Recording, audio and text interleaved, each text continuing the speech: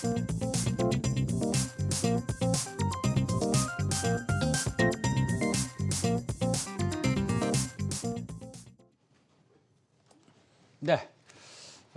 지난 4월 동안 코스피는 연속 상승했고요. 종가 기준으로 사상 최고치를 달성을 했습니다. 오늘 오전에 이제 등락을 좀 이어가고 있는데요.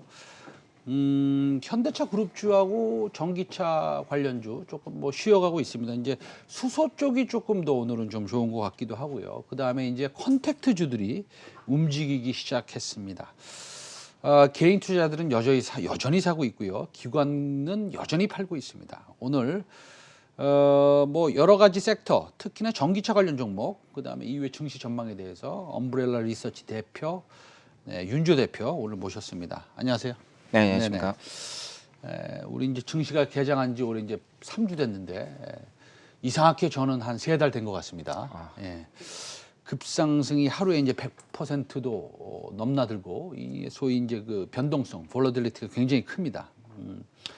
올해를 보면 작년이랑 좀 달라진 그 증시의 특징이 좀 있을까요?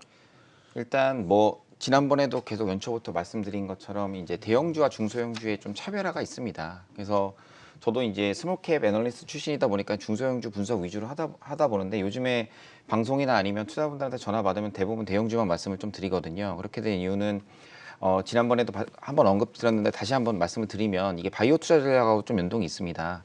연초에 이제 BEI 지표, 인플레이션을 나타내는 BEI 지표가 굉장히 강하게 오르면서 결국 인플레이션 구간으로 가기 때문에 작년하고 다른 올해의 투자 환경이거든요. 작년 말부터 이제 투자 전략가들이 가치주를 봐야 된다 이렇게 얘기를 했는데 정말 가치주 중에 성장 모멘텀이 조금이라도 높으면 그런 대형주들이 많이 움직이는 모습을 좀 보이고 있습니다. 네, 알겠습니다. 그 국내 증시에서 가장 이제 눈에 띄는 것은 어떤 것들이 있냐면 이제 그 국내 기업 특히나 자동차 회사들이 외국 기업과 이렇게 손을 잡으면서 조인트 벤처도 만들고 그다음에 뭐 애플카 뉴스도 있고요. 협력 소식이 조금 계속 이어지고 있는 것 같습니다.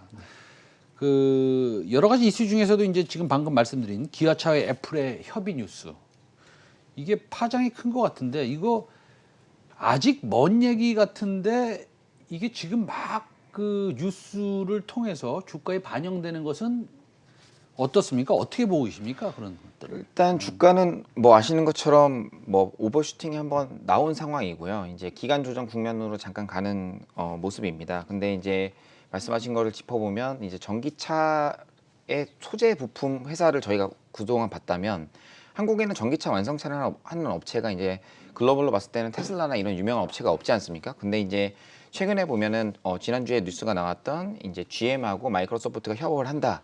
여기서 저희가 임플리케이션을 받을 수 있는 거는 결국엔 IT 소프트웨어 업체들이 어떤 컨텐츠나 아니면은 자율주행 솔루션을 제공을 하고 결국에는 차를 만드는 거는 아웃소싱을 하겠다라는 그런 모습이거든요. 그렇기 때문에 완성차에 대한 어떤 협업 가능성에 대해서 시장이 지금 밸류에이션을 준 거라고 생각합니다. 그러면은 이렇게 주가가 급상승한 것은 조금 과도하다는 말씀이세요?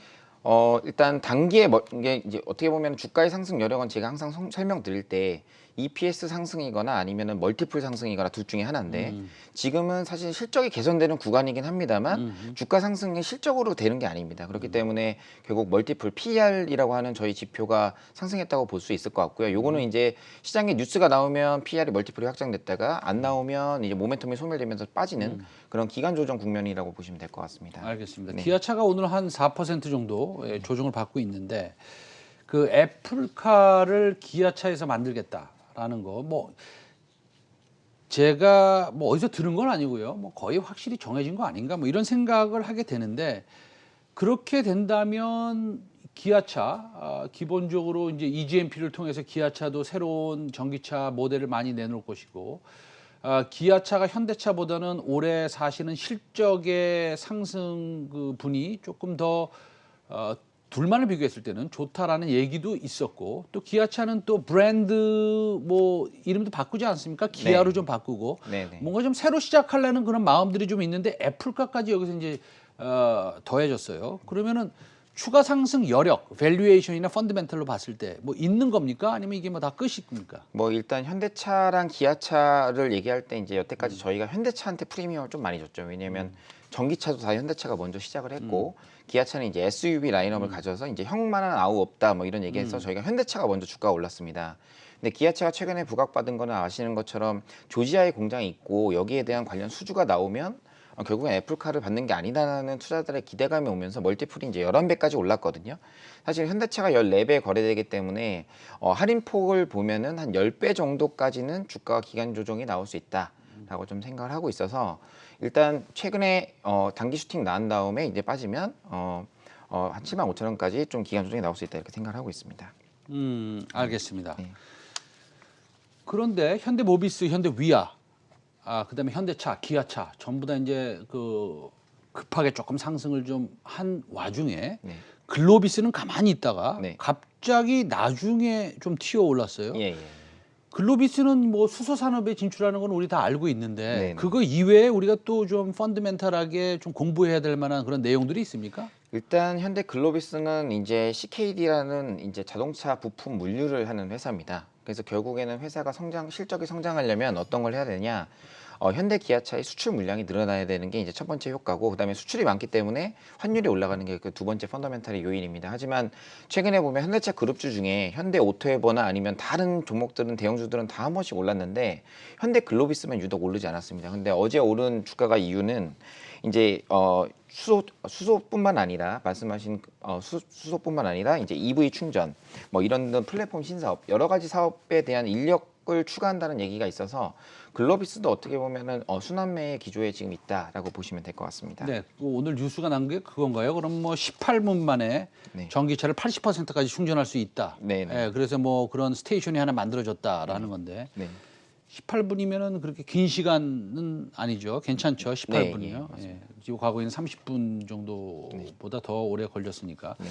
그런데 우리가 보면은 전기차 시장을 보고 있는데 작년에는 보면은 이 소재 업체들 네. 뭐 첨보나 이런 것들이 3~4배 이렇게 올랐고 예, 예.